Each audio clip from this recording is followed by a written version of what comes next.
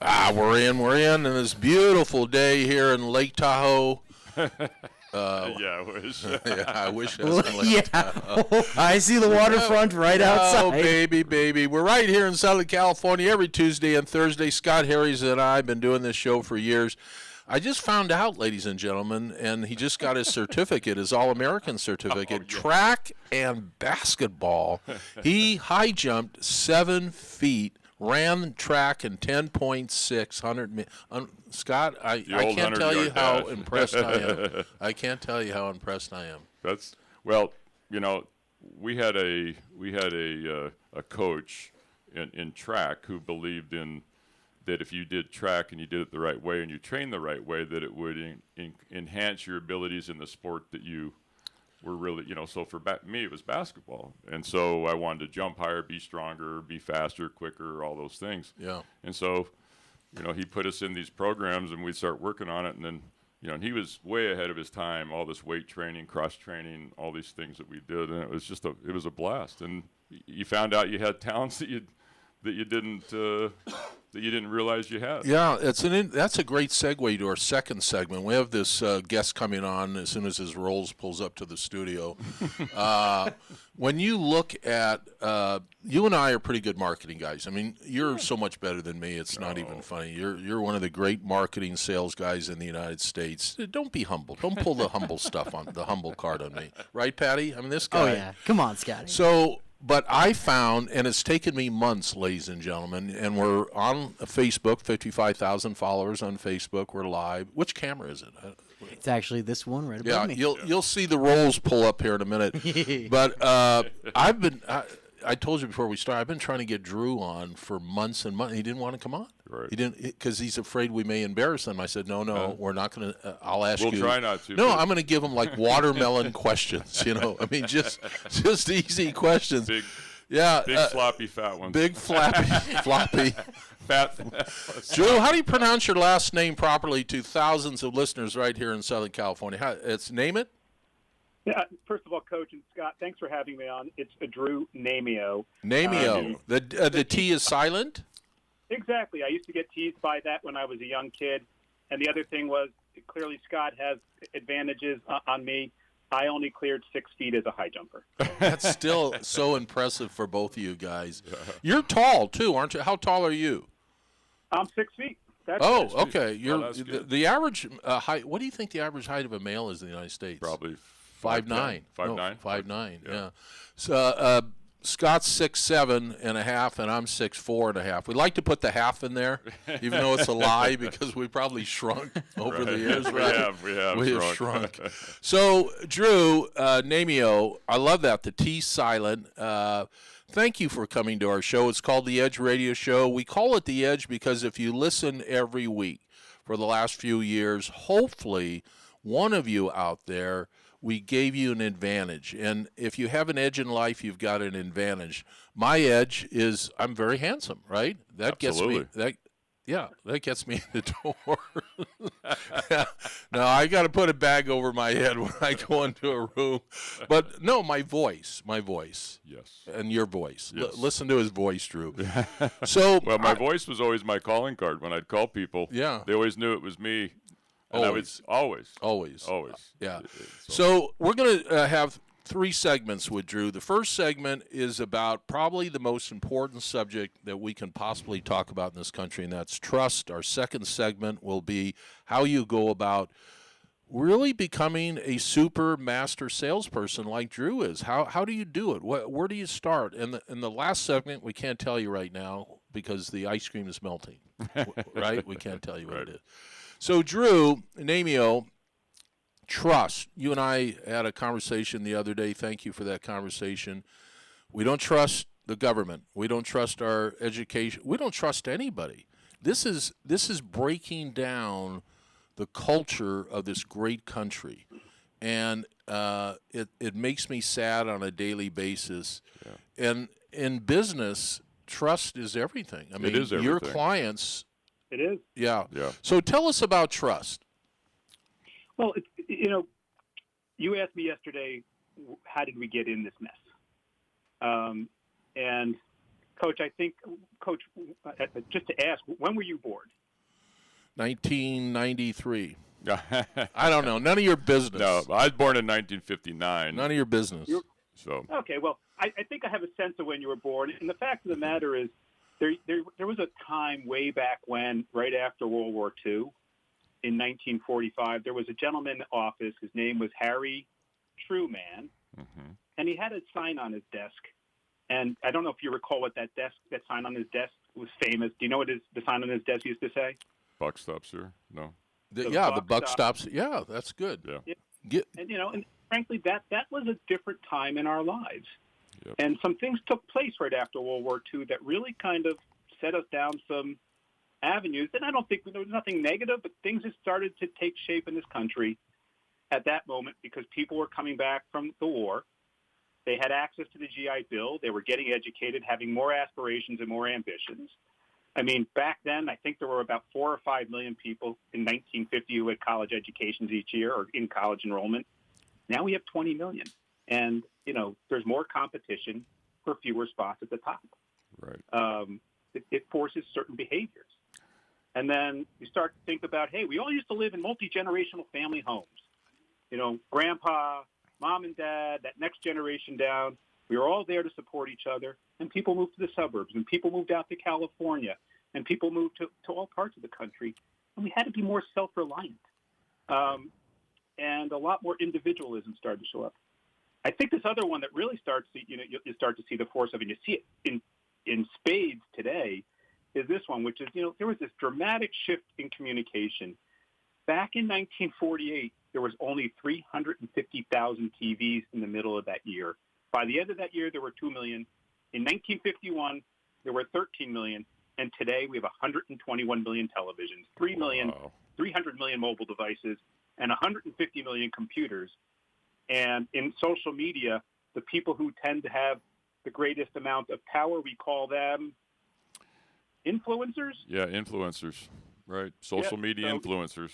and so you start to realize, that's what trust is about. It's about influence. And then the last thing I think about back to that period of time in our lives, which is a long way to look back. Let's face it, that the rules that governed society back then, frankly, weren't as fair to everybody. They weren't to be trusted by some people. Right. If you were, hate to say it, a white male, you had real great benefits. And if you were everybody else, there were disadvantages to you. And in the end, look where we are today. There's a lot of things now that stress have taken place along each one of those continuums. People being more individualized, a lot more people who are trying to fight for competition at those few high wealth, high income producing jobs. The ability for media to influence people and for individuals to actually now be influencers over other groups of people is tremendous. So, that's kind of, I think, what you start to really take a more exacting understanding of what got us to here.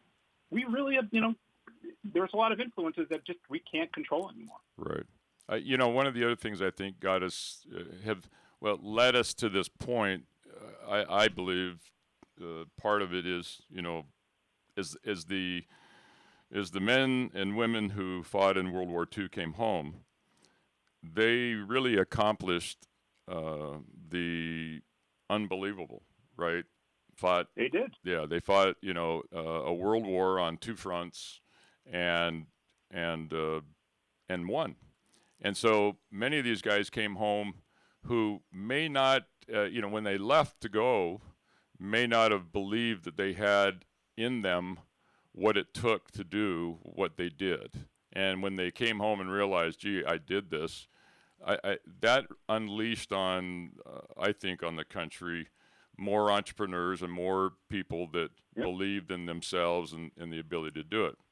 Then on top of that, in 52, Eisenhower comes in, and then you have the highway system, right, that he put in place. And that was really a national defense. He did that mainly for national defense, but it led to great mobility. And just like you said, that created people moving away from their their roots in their hometown and going across the country and being all over the place and having to be on their own. So I think those were positives, but then through that, like you said, there were the negatives that had continued on through, going, I guess back generations, but then as we move forward into that period of time, there was a great economic boom like the country had never seen, and great prosperity, and kind of that idea of the American dream was born, right? To have a home, white picket fence, live in the suburbs, that type of thing, and that started that upward mobility, and we created something that was the envy of the world, which was the largest middle class of any nation on earth. And it became about things. You're listening to the Edge Radio Show, KHTS, award-winning KHTS. This station, if you've been listening to it for years and years and years, does more for Southern California, more for this community in Santa Cruz Valley, Palmdale, Lancaster, Castaic. The owners give their heart and give their money and give their inspiration to this community, and we've won so many awards. KHTS 98.1 FM and 1220 AM. Our wonderful guest, Drew Namio, is maybe considered by some maybe the most successful salesperson you've ever met, especially in the United States. He flies under the radar, and we'll tell you about that in the next segment. Do you think trust, and we're talking about trust, so you and I were talking yesterday, and Scott just brought up a very good point. It was move west, and the middle class wanted things, and we were building tract homes. But we were building tract homes, Scott and Drew, without porches. And when you look at America at turn of the century, 20s, 30s, 40s, there were porches. We got to know our neighbors. Right. Now we go inside of our houses. We don't know our neighbors. Go our backyard and put up our fence. Exactly, yeah. Do you think we can establish, Drew, trust again? Do you think there's any chance that we can start trusting our neighbors, get to know our neighbors, trust our institutions again? Well, look, trust has really become, I hate to say it, unfortunately, the genie is out of the bottle right now, at least my perception. And that's what you got to realize is that trust is a perception. What happens is that you observe behaviors of people, and then your caveman-like brain forms opinions around who should be trusted and who should not. And that becomes a weapon in the hands of some people and a thing of very a benefit to everybody in the hands of others. I was just going to say, in line with what you're just saying, if you think about it, Walter Cronkite was the media man of the time, and everybody trusted what he said. And if he said it, it was objective and it was true. Today, I mean, where is Walter? We need someone like that because the media has, the information's been weaponized, and so with cable TV and all the things, it's you don't know what you're getting, and then on top of that, you put Twitter, Facebook, all these things.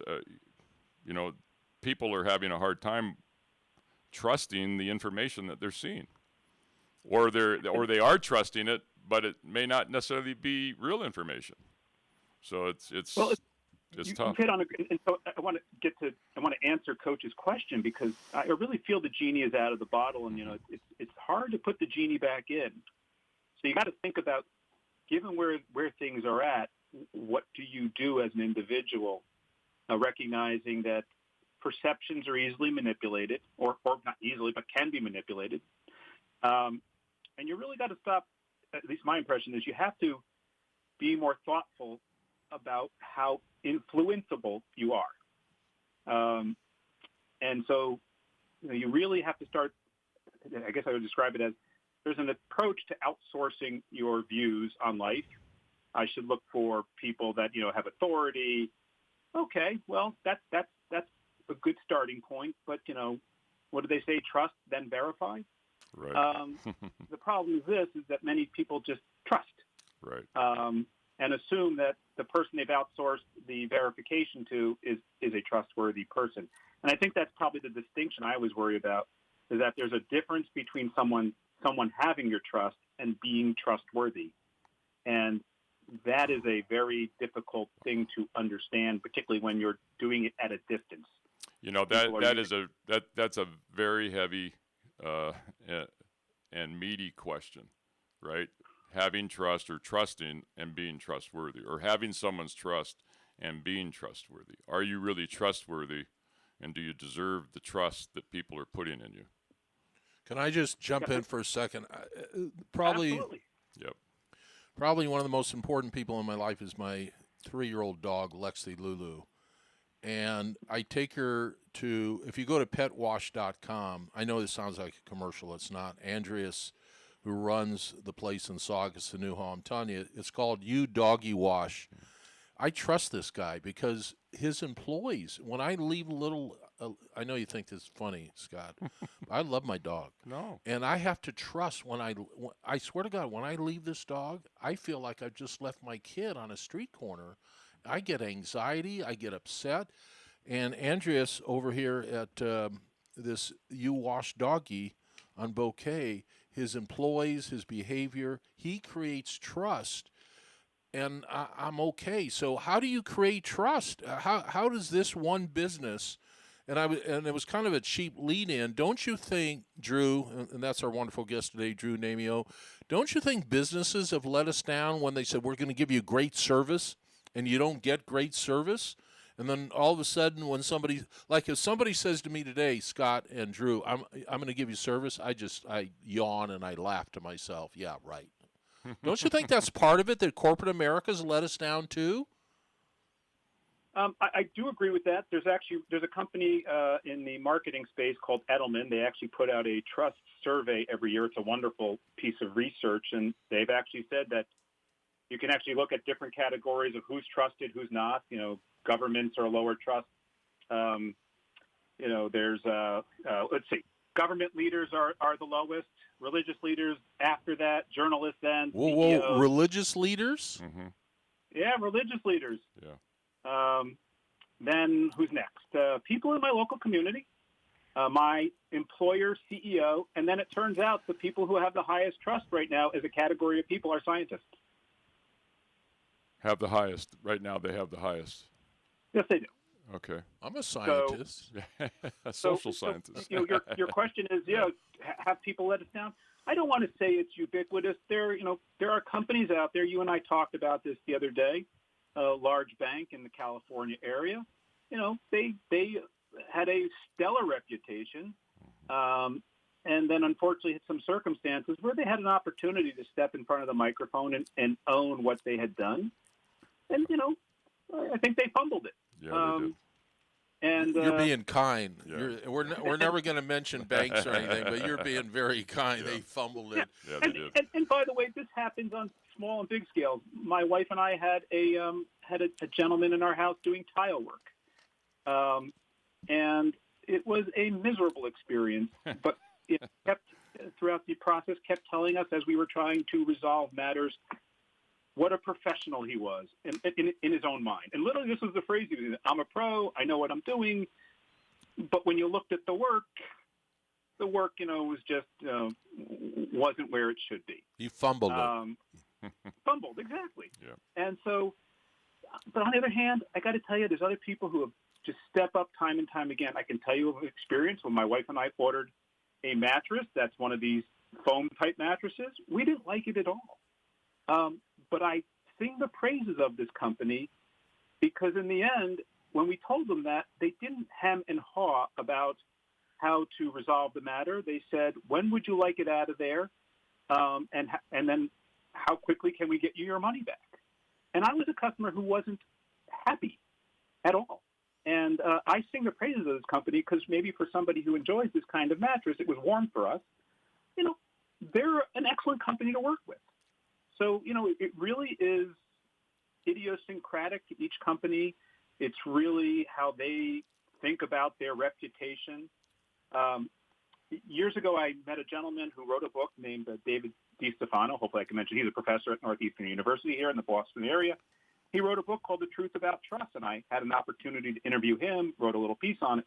But at the end of this, I really started asking questions about who inside this company owns trust and the management of trust. And you could sit there and say, well, it's the CEO. Well, the CEO owns a lot of things. But the real aspect of trust, well, you could say it's the marketing person because it's a branding thing.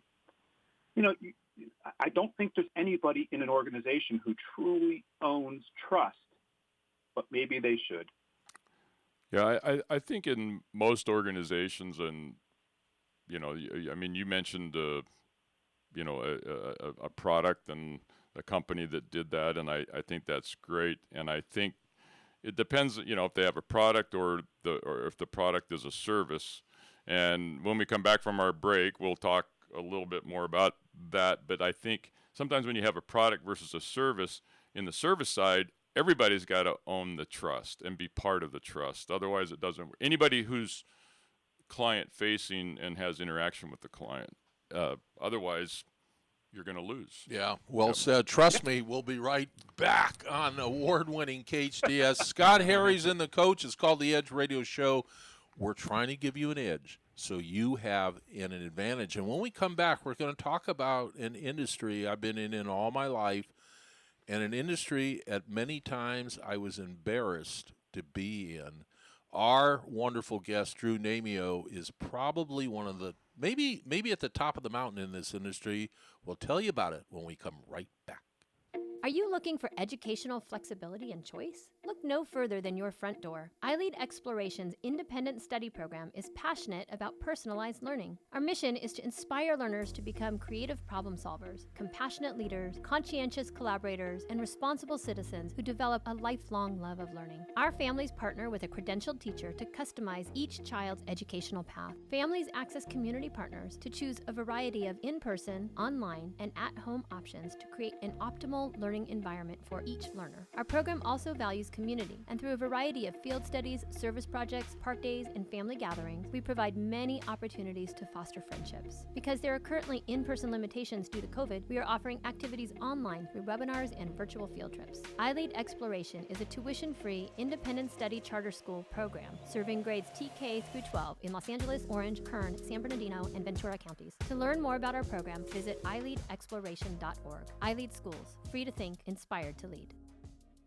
I'm Kirk Stinson with Plumbing by Kirk. As a plumber, I've pretty much seen it all. From clogged drains to leaky pipes, running toilets, broken water heaters, broken garbage disposals, and yes, some stuff you've probably never even seen, or want to know about for that matter. I've installed new drains and natural gas lines for barbecues, answered hundreds of emergency calls even on holidays. Don't forget about our seasonal drain cleaning and preventative maintenance. My team and I do that too. No issue is too big or too small, residential or commercial. Call now for estimates on new drain installations, old drain replacements, and water heaters. 263-6519 or log on to plumbingbykirk.com. You already know Salt Creek Grill has the best food in our valley. Well, now you can have Salt Creek's gourmet meals catered to your event. I'm Greg Amsler, owner of Salt Creek Grill. I'd like to introduce you to a new level of catering, featuring our catering director, Tamara Levine. Salt Creek Grill creates memorable experiences, which leaves our clients and guests with a sense of awe and excitement. From menu development to picturesque presentation, you'll enjoy culinary excellence and creative catering. Salt Creek Grill, a new level of catering. When was the last time you had a business insurance checkup? That long, eh? It's most likely Glenn Terry time for you and your business. Glenn Terry has been a Santa Clarita resident since 1980 and has deep roots in the community. 22 years in the insurance industry, a trusted commercial insurance specialist with LBW, licensed in 50 states. There's nobody I'd trust more. Call Glenn Terry today and set up your free business insurance checkup at 661-702-6005. Glenn Terry sticks to the mission, not the co-mission. Yeehaw! I listen to it all day, every day. Hometown, your hometown station.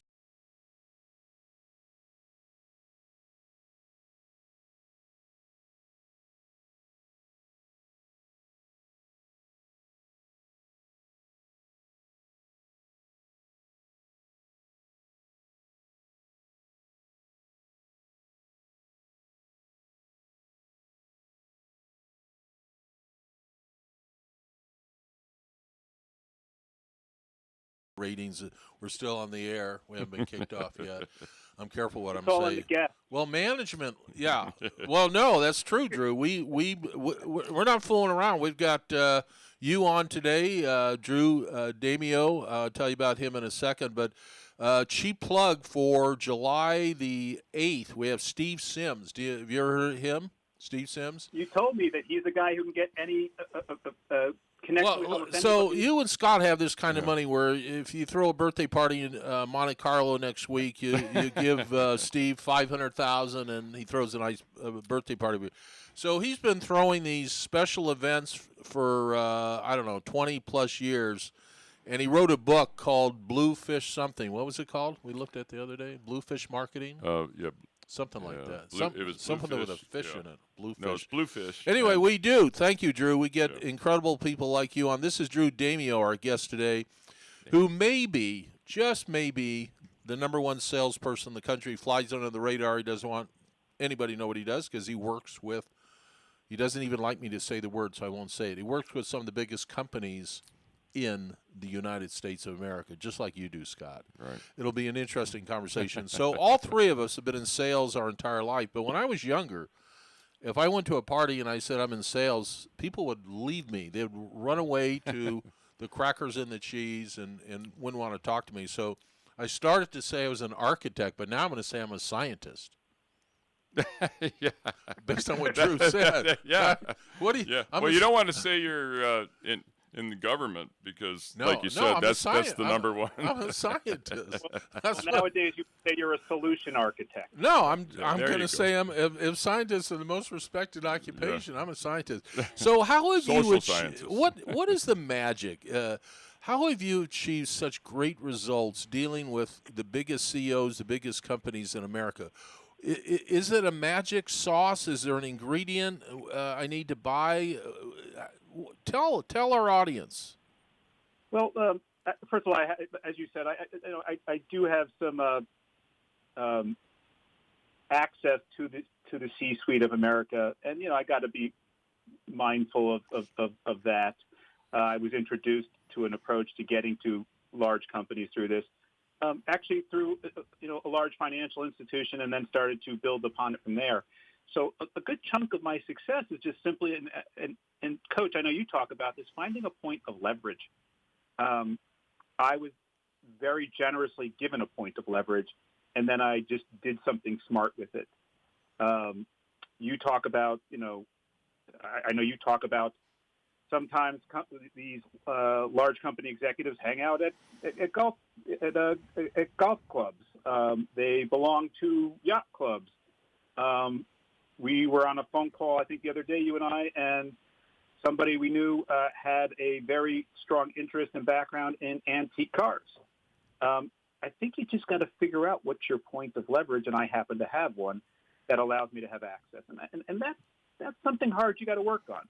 Yeah. Because otherwise you're trying to, there's two options. One is you can be an order taker. You can go through procurement departments, work through what I guess I would always describe as bad funnel math. Right. And, take your swing at the plate each time an RFP is issued. Or hopefully you can find some access into somebody who has authority and decision-making authority. Right. Sorry about that. And that's, to me, that's always the best route to go because, you go through the RFP process and it always, not always, but many times always comes down to price. And there's always someone who's willing to do it for less.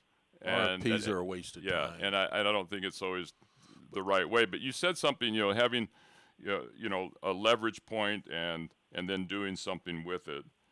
And obviously, over time, you have built a reputation amongst this group of people, and they trust you. So I'm sure your reputation, it's built on itself, and so there's referrals, and you work with, you get the opportunity to work with people and help them through these situations.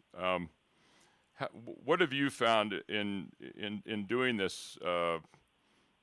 is it by being direct and telling them the truth, or telling them what they want to hear, or somewhere in between that? I'm always curious to ask guys this, because I know in my business what it is, and it's not always what they want to hear. Yeah, well, I think you actually hit upon an important topic, Scott, which I talk to people about who want to go get into sales. And by the way, I actually look at the broader picture, what I call demand generation and conversion. Mm-hmm. And there's quite a bit of activity that takes place in this space that gets confused with progress. And then there's a lot of people who take approaches, I describe it as they're on bended knee to somebody. I got to let you know, I've shared with Coach and some other colleagues of ours. I remember the very first time I went after a large company and went after a large executive or a very senior executive at a global company, and I blew it. I wasn't skilled. I did not think about how to present this. I had, I guess, what I call head trash, which was that person was on a pedestal and I was below them. Mm-hmm. So there's things of that nature, but then it also connects to, there's elements of, I know Coach likes the word crock pot marketing. I love his imagery. Right. For me, I just call it patient persistence. That there's already usually somebody in place providing guidance and advice on a lot of topics for a lot of these companies. And you really have to make sure that you are patient enough but persistent enough to show them how you represent value. There's probably one little thing I try to focus on as well, too. I tend to find that a lot of the larger companies, because they have consultants around them and they have pretty sizable staffs, that they usually feel comfortable somewhere in the neighborhood of, 6 months, 9 months, maybe even a year out about, hey, we think we got these things under control, or we have enough visibility into what those things are. And it's those time frames past that they start to have more openness and questions about. And your ability to help them on that trajectory or that time horizon can really start to, I guess what I call, get them to lean in a little bit as you're whispering in their ears. Right. So that's some of the stuff that I try to focus on. I try to make sure also that I am incredibly prepped in their industry, in their company, on the people. I think about it as a football player, as a best analogy coach, which is I do a lot of prep. We prep a team if we're having it as a team effort. And the goal there is that sometimes you show up on the field and you got to call an audible because the person on the other end saying, hey, I like what you're talking about, but I got some other things that are on my mind that now you've started to talk that are more interesting to me, or other questions we have. And if you are not able to pivot with them, it's going to be challenging for you to build the trust because it's going to look like, well, you're just ready here for one topic. Yeah, you can't just be as I would call it, kind of trite, but a one-trick pony, right? You have to be able to pivot and move into something that's important for them. And you said something really key, and I find this in what I do, and that is that most people have someone in place and someone that they've worked with for a period of time and they trust them. And so when you do have that chance to sit down and explore if there's a fit, and that fit could be, the knowledge base you bring, or it could be a personality issue, it could be, a lot of different things. But I find that the reason that you get a leg in or an opportunity to compete with others for that business is just what you said, and that is that you go in thinking, oh, we're going to talk about X, and then all of a sudden you're talking about Y and Z, and that's where they have interest. And if you can pivot and be, and know your stuff, then that's where you get the opportunity. And that's how when I look back at, major clients over time, I was always going after thinking that they needed, one or two of these, things that we do, and it ended up being something completely different. And and that's where we shined, and then after time we ended up, picking up and running with all of it. There's a word I got to ask both of you that I'm so curious about. You're listening to the Edge Radio Show. You can listen on hometownstation.com. You can also download the best radio app. I'm not kidding. In the United States, just go to the App Store. It's called KHTS 1220 AM. You can take us with you anywhere. So both of you, this word, I don't know where you get it, how you learn it. We're talking to Drew Damio, everybody, and Scott Harries. These are two of the greatest salespeople in the United States. If you want to learn how to make really good money, live in great neighborhoods, have a luxury life, become a great salesperson. And look, if you're not in sales and business, you're in sales in everything you do in your life. Everything in a marriage, you're in the sales game. Right? If you and I both been married a long time, we're in the sales game. Yeah. I don't care what you do in life. If you're listening to our voice at work on hometownstation.com, you're in sales. So let me ask you both this one word. Scott, you go first, and I'd love to hear what Drew has to say. You're both persistent, but you're persistent in a way where I call it that white glove. I don't feel it coming, but I can sense it. How do you learn to be persistent? Boy, that's a tough question. I call it. I call that persistence. You want an easier question? No. I like the question because I like it from the standpoint that I think about my athletic days, and I think about what I call my survival days early on in life, and being tenacious or having tenacity was what got me through it. And I don't know if that was innate or if it was something I picked up from my mom, who was that way. But Dorothy, Dorothy, who I love very much, and she was tenacious, and she taught us that being respectful and all these things, and just being polite and doing the very best you can. And when you got a chance, you just you did things in such a way that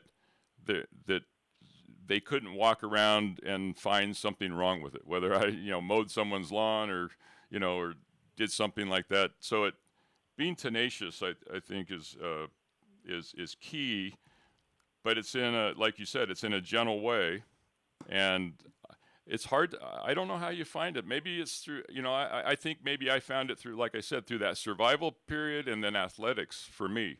Drew, what about you? I have a backup question, but I want to hear what you have to say about persistence, and I'll give you my backup question after our break. But this word and what Scott Harries just said, talk to me about persistence. Is it something you think about every day?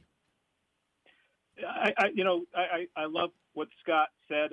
I think for me, there's probably a three-part answer to this. One is there was elements about how I was raised. I was raised by somebody who told me, if you don't ask, the answer's already no. At the age of 16, I was asked to write myself in an English class. I had to write a paper about people influencing the world. And I ended up interviewing Dr. Ruth Westheimer, who at that time, you couldn't find through the internet. She had an unlisted number. I happened to live in northern New Jersey, and we went into New York City and found some telephone books that were held over before she unlisted her number, called her up. What a great story. So I had a 3-hour interview with her. And by the way, I don't know if you recall a gentleman named Fred Silverman who used to run NBC. Yes. In his office, I interviewed Dr. Ruth Westheimer. That's amazing. Yeah. So, and then the other thing, there's probably two other things for me. One is, if you don't believe in the value of what you're doing, I don't care if you have this innate ability, it's going to be hard to really do it, okay? There's going to be some conflict in you between, I have this innate ability, but this thing doesn't compel me enough. And then I guess the last thing is just this. I like to eat. So, you think about that Maslow hierarchy of needs. Right. If I'm not producing revenue, I like to have a house. I like to eat. I like to do things, have some freedom. there's those three elements kind of your want's bigger than your need. Your want is bigger than your need. We're going to come right back. I'm going to ask them both the backup question. You listen to the Edge Radio Show. This is a show about learning how to become very, very, very successful in life, because if you have an edge, you have an advantage. We'll be right back on award-winning KHTS 98.1 and 1220 AM. Folks, this is your pancake speaking. If you look out your window, we're flying over IHOP's delicious international pancake combos. Sweet tres leches. A pancation wonderland with views of Belgian chocolate, tres leches, and vanilla spice. Pancakes. Pancakes. Pancakes. Pancakes. Let's back this thing up and take another look. Go on a pancation with international pancakes at IHOP, starting at $4.99. The Oasis treatment at the Ivy Day Spa begins with a gentle exfoliation, then rinsed away in warm showers. You're painted with a soothing aloe vera, shea butter, and coconut oil body mask. Then travel through the warm Hydro Cape chambers. The relaxation chamber completes your Oasis body moisturizing treatment with a pH balancing mist and a warm cup of tea. Feel refreshed, hydrated, and relaxed. Pamper yourself. The Ivy Day Spa, Town Center Drive. No words can describe the power of belonging to a group of close friends or being part of a family. Insight Treatment Center was founded more than 20 years ago to give teenagers a community of friends and family as they overcome issues like depression, anxiety, and trauma. The new Santa Clarita location is a COVID-secure environment where distance and good airflow are a priority. As a leader in providing intensive outpatient treatment to teenagers, Insight Treatment Center in Santa Clarita is here to help. Call 888-295-9995 or go online to insighttreatment.com. It's like no other station I've ever listened to. It's great. Your hometown.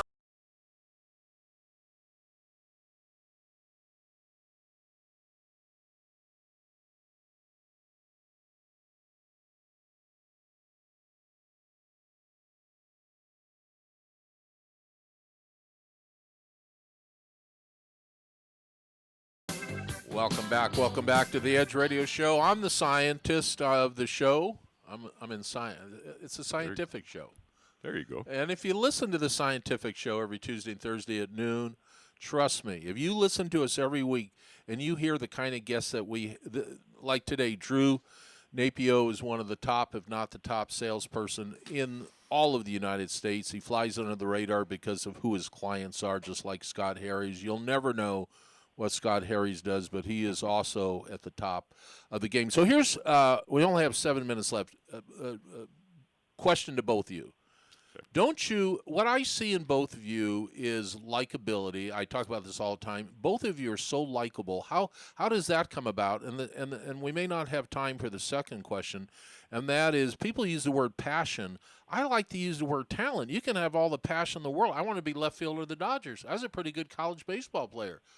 I was slow, Scott. I didn't have the speed, right, and I couldn't make it to the major leagues. So talent, we may not have time to get into talent, but talk to me about likability. Both of you are so likable.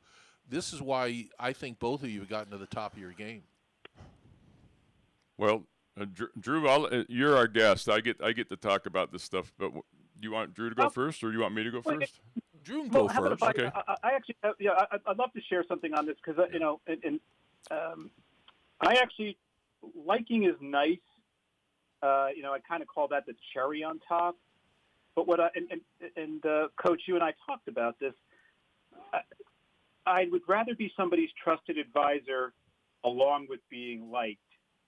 I think that's frankly, and I know that seems like a rather amorphous term, but it's not. You and I talked about that. I've actually done research into this. There's probably, if you go up onto the internet and just type in the word in job searches, in parentheses, trusted advisor, there's somewhere between 50 and 100,000 jobs out there where the goal is become somebody's trusted advisor. And if you assume that there's attorneys who are trusted advisors, and honestly, there's probably people out there in the neighborhood of, 2 to 5 million people who are supposed to become trusted advisors. Yeah, but I got to argue with you for a sec. Argue is not a good word, but if you don't have that likability factor, you can't even get in the door to be a trusted advisor. So several years ago, I'm in the pro shop at our country club. I hear Scott's voice, I told him he has to be on radio. He turned around and looked at me like, who's this dude? But it turned out that he was so likable. We literally had lunch that day because our likability connection. Then it turns out, as you know, Drew, Scott Harries is probably the most trusted human being in the United States. I mean, I'm not exaggerating when I say that. So if you don't work on being likable first, you're never going to get in the door to be the trusted advisor. Does that make sense? I don't think you have to be the most liked, though. I think you certainly have to be likable enough and somebody that they want to have around at some level. Feels like, you add to that vibe. But remember, in the end, a lot of these executives are under a lot of pressure right now, all the time, Charlie, not now. Yeah. And, your ability to contribute to their success is the first and foremost. If you're the most likable, but you can't make them look like a rock star or their organization look like a rock star, all that liking isn't going to mean a lot. So there's this balance that you actually have to walk through between, of course I want to be liked. But you also heard Scott say a little bit earlier, hey, I also have to balance that against the fact that I'm going to tell them the truth. And sometimes the truth teller isn't always the most liked person. Right. It doesn't have to be done in a harsh way. Right. But sometimes the most agreeable, backslapping person can be the most liked. The person with the best credit card can be the most liked. But it's not always the person who's going to make that company or that executive shine the way they want to. So to add to what you're saying, I'll just real quick. We were meeting with one of my larger clients, and just recently and we were sitting in there and we were talking with him and with his main guy. And as we got going, we were talking about things we were doing and going over different things. And we said, "What else is it that we can do for you?" And he just kind of looked at us and said, "Look, I'm working on this. I'm working on this. I'm working on this. And I figure." My time is worth this much to me. And he goes, and that is the most valuable thing to me is not making more money or having, more assets or anything else, is finding a way for me to carve out and find more time in the day so that I can focus on what my real goal is, which is the betterment of humanity and other things, which is what he's working on. And he said, you find me 10 minutes a day or a minute a day, and it adds up over time. He said, that is the most valuable thing. That is what you can do. And you know what? It really changed our thinking. We went back, we've had meetings on this. We've talking about it. We're working on it. We've actually come up with, some actual plans and are doing and implementing, and it's having an impact. And so, they like us, but we're actually, making a difference for them. All right. Well, I'll go into the lab. I'll mix some ingredients together. I'll come back. Drew, you got to come back in a month or so because we don't have time to get into the next question. I was going to ask about talent, but it seems to me if you don't have the talent, you're not going anywhere. So my question when you come back, Drew, write this down because my first question will be, can you buy talent? Can you get talent? Or are you born with talent? That'll be my question when Drew Napio comes back. Thank you, my Boston Bean friend. So honored to have you. Your Boston Red Sox seem to be doing pretty good this year. See you in about a month, sir. Thank you, Drew. Gentlemen, it was so nice to spend some time with you. Thank you. You'll be back. Okay. He'll be back. That's Drew Namio. And he is unbelievable. He's humble, like you are. Both of you. He's terrific. Yeah. Wonderful guy. Patty, thank you for running everything. Good luck in Vegas. And happy 4th of July. Yeah, happy 4th to everybody. Everybody. And thank you for our police, our fire, and every veteran. God bless you. Absolutely. God bless.